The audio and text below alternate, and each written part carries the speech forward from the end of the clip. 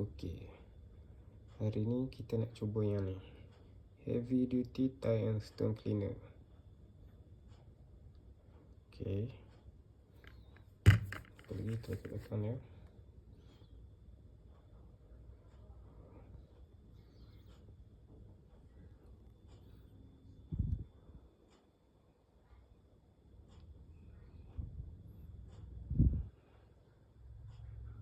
Okey.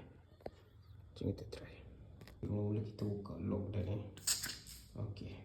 So kita tengok yang hitam-hitam ni kita cuba.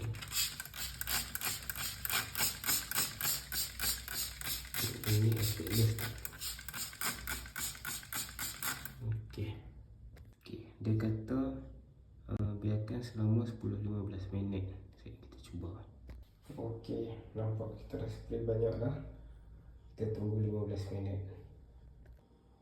So dalam pukul 10 10 setengah lah.